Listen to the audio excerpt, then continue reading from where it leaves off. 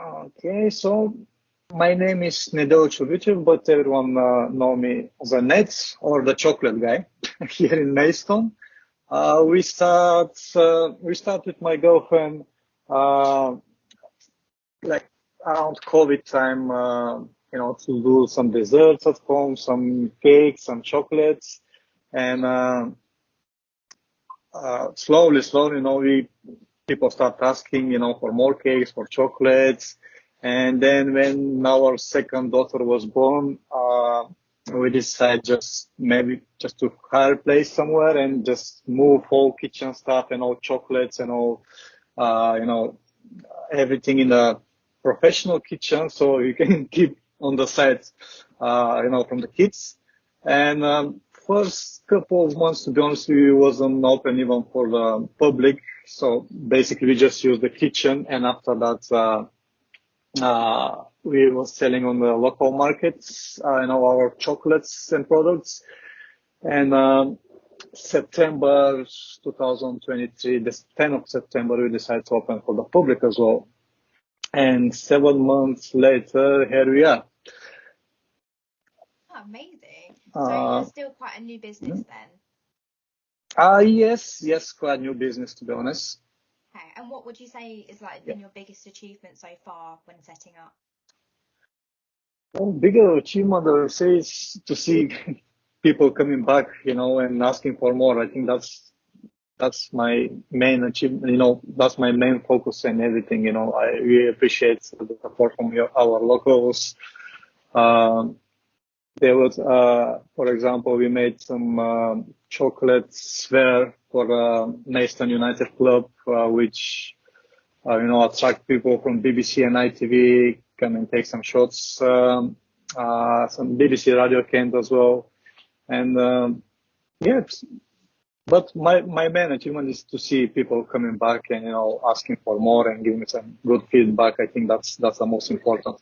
Definitely. It must be a good feeling. Mhm. Is there like a specific Definitely. type of chocolate that they come and ask for? Is there a specific product that is really popular with them? Well, we start doing artisan chocolates. I don't know if you Oh can see, wow. that kind of Yeah. chocolates. Amazing. And with different, each color is different flavor. Of course, we slowly, when people start asking for vegan option, for sugar-free option, we start, we add that to the menu as well. Because we appreciate everyone's, got specific diets, and we do birthday cakes as well, some workshops. We keep adding more products and services just to make sure we survive because it's a tough time for a business. I think at the moment with all living crisis and now prices of the chocolate as well. Yeah, we try to be flexible as possible just to make sure we survive from the market. So what would you say has been your biggest struggle? You mentioned the cost of living crisis. So has that been a big thing for you? Mm, to be honest, no, because me and my girlfriend, uh, I got like over 15 years working in the food industry, in hospitality, restaurants, catering, hotels, and we know where we need to cut, how much we can cut, and how much, and where we can push as well. So this is something that's exercise, to be honest, is something which is we know how to do.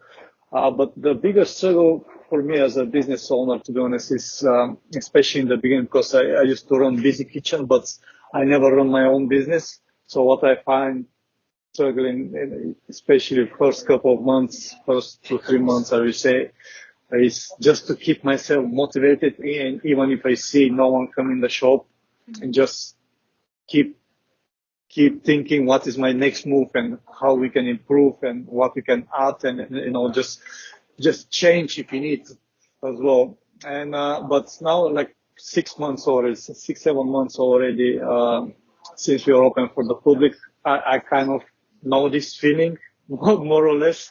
And we use, for example, the quiet time just to sit and make strategies, what we can improve, develop ourselves, learning new techniques as well.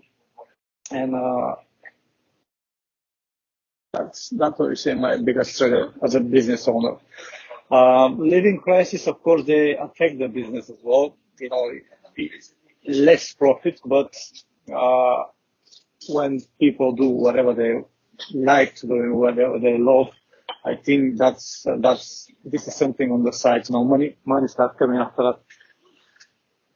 Yeah. Oh, and talking that's about, it. the cost of living crisis, and you said you've got experience, so you know how to make cuts and stuff. So have you made any specific changes? Like different ingredients or... So far, no, to be honest. We try to not do compromise with the high quality ingredients which we use for our chocolates, because they make difference of our products, and that's not what we want to serve to our customers.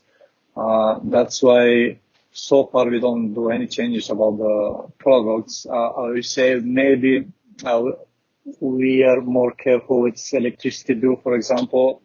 We make everything, pretty much everything by hand. We got like a small commercial oven, which is, class A, or our fridges is class A, so they consume less electricity. And we try to push, for example, more our chocolate products because they require less energy and, more skills, of course. But at least, we save some energy from there, some, less bills.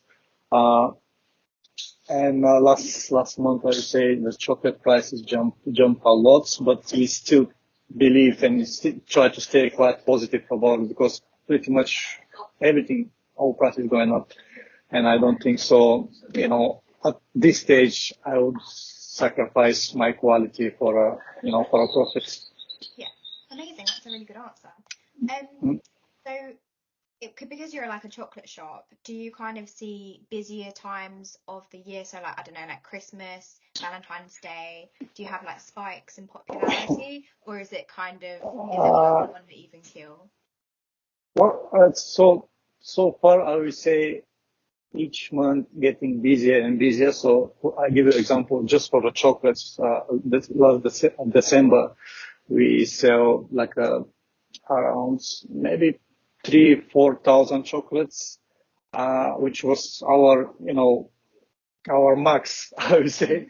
But now that number became every month, even now January, February as well, and we kind of try to push a bit more and a bit more each month. And I think the busiest periods coming soon as well, Easter as well, I expect, big sales. December, of course, next 2024 going to be, I guess, more busier than the last one.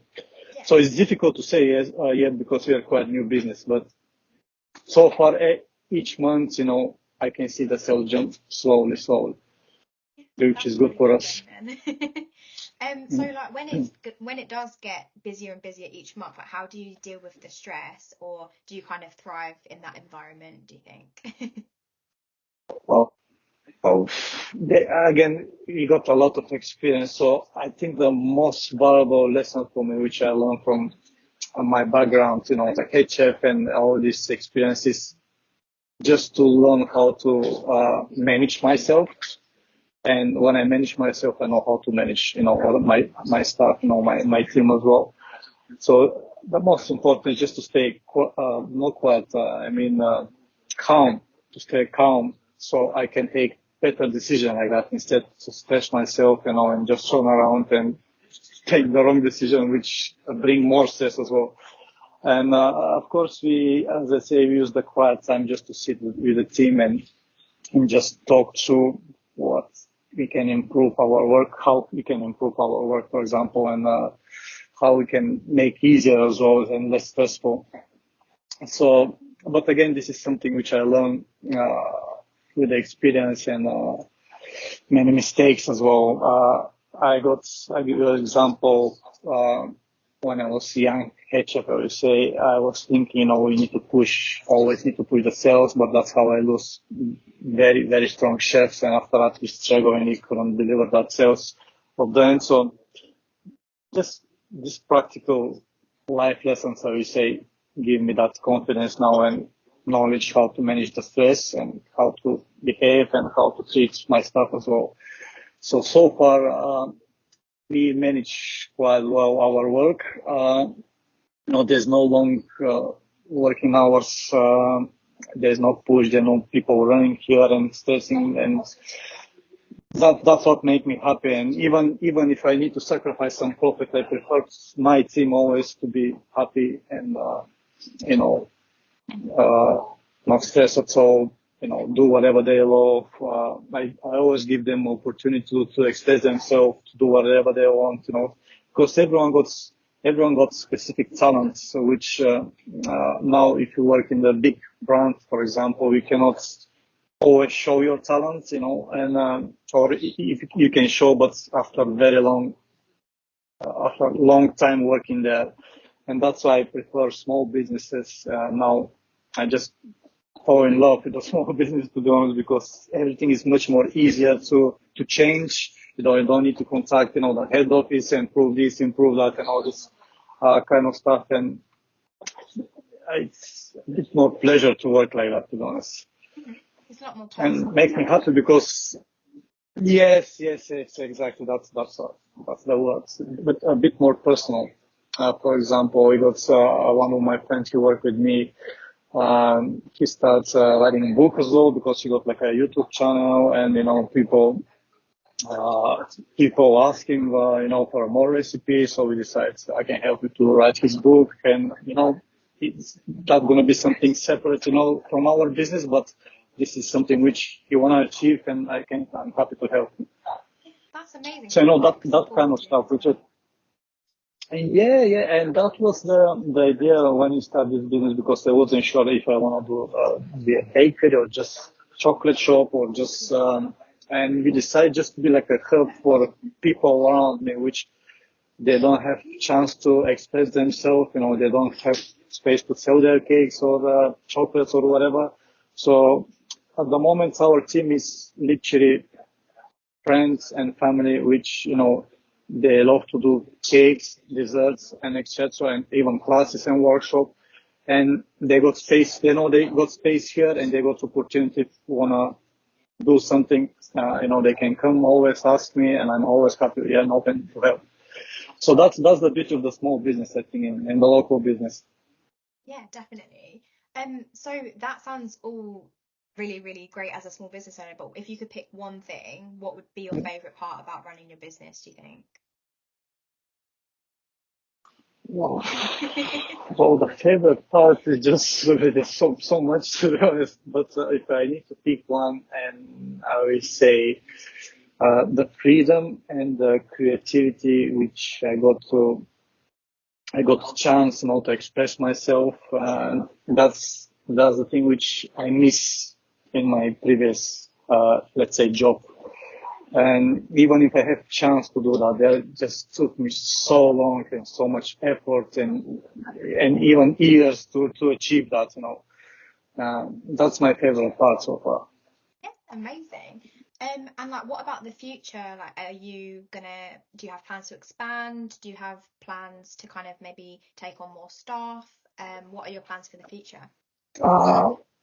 Yeah, well, there's a lot of plans, to be honest, but the thing is they always change. That's what I learned so far, because the idea of our business was to make Nutrigrain ice cream. That was the first business plan, for example, but our business plans transformed so many times, and we try to be flexible with whatever customers want to see, and of course our creativity and our development as well.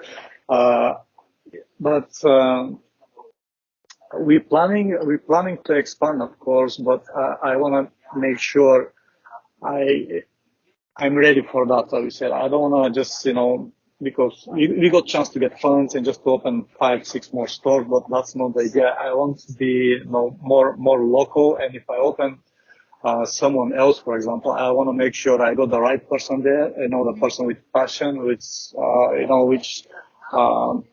understand my idea and it's okay to share, even if it's, not the same concept. But for me, it's more important, even if, if it's bakery or even doesn't matter, like, savory foods, that's personal touch with the locals, I think is very important. Yeah. Um, uh, but we got a lot of plans and we try to not going crazy. It really depends from the market, it depends from the locals, it really depends. So we try to be, as I say, flexible as possible and adapt to the situation. And then we're going to decide exactly what we want to do. I give you an example. We start to do like a monoportion desserts. That's how I started at home, and that was my plan as well after the ice cream.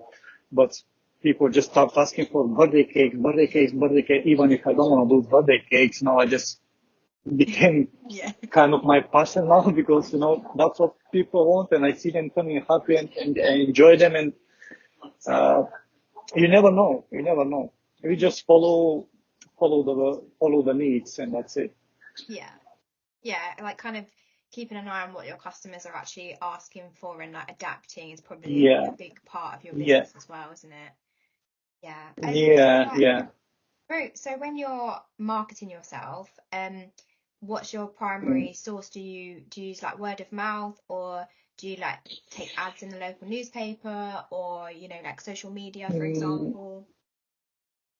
so definitely word of mouth is our biggest marketing so far. That's how we start, friends, families, everyone talk for us. Of course, social media now is big thing in our lives. We cannot avoid that. Um, we use not much advertising in social media. Of course, we try to keep our customers, our followers, engaged with, what we're doing. But, also, as I mentioned, my colleague here and my friend, he got a YouTube channel that's helped a lot. He got like quite a lot of followers and they all really engage with him. That's definitely helped with the business, especially I would say first months we don't expect because 10th of September, I'm not going to forget, it was 34 degrees here in Maidstone. And because we choose the date and we change a couple of times and we say, okay, 10th of September, that's the date. And it was 34 degrees and I was thinking who gonna come and actually who gonna open chocolate shop on 34 degrees in Maidstone. We are not really on the high street as well, so I was thinking that's gonna be disaster, no one gonna come. But at the end of the day, we sold out everything just for a couple of hours, which was amazing. And to see all, our friends, his followers, our followers as well, they came and support us. So Yeah. definitely word of mouth and, social media. We've done some couple of interviews about, some local, magazine, but we don't see much movements, to be honest. And that's why we stick to the social media and word of mouth. I think that's the best way so Yeah, far. That's absolutely. what worked for us. I think like word of mouth, especially when you're a Mm. small business, is still quite valuable because it's kind of like That's it. you Yeah, trust a person's opinion more than maybe just an ad or something, don't you? But yeah, definitely. That's yeah, really yeah, yeah. nice. So like And also we do sorry, you go. we do a lot. Yeah, so we do a lot of not a lot, but we do. That's how we start on the local markets, and that's where we meet local people, and that even if you don't make crazy sales there, I think it's very important just to meet your potential customers. Maybe even if you don't do great sales there, I prefer to go and just talk with people, talk about what I do, about our products, and I think that's helped a lot as well. Yeah, definitely. And then if you could go back to the start of your business journey, would you do anything Mhm. differently, or are you happy with how you started? Uh, that's a good question. I think, I think probably I will try to be a bit more confident and believe in my idea because in the beginning we wasn't sure. That's our first business. we was running business for other people before, kitchens and stuff, but never our business. So we was a bit scared. So if I need to start again, I will try to be more confident and believe more in myself. But the rest, all steps which you done now, I think is the right steps, and I don't think so I will change anything else. Hmm. And then, so what advice would you give to someone else starting their business, do you think? Uh, just to believe in it, to first to set up their goals and just believe in themselves, and just keep following their goals, whatever happened, just to not give up, because there was a moment, as I say, which I was really down and I was like, oh, maybe that's not going to work, you do the right decision, but you just need time. Just to be patient. That's the thing going to happen for sure. Just they need to keep believing, just keep trying, keep showing up. And I think that's the most valuable lesson which I learned as well, and I can share with future business owners as well.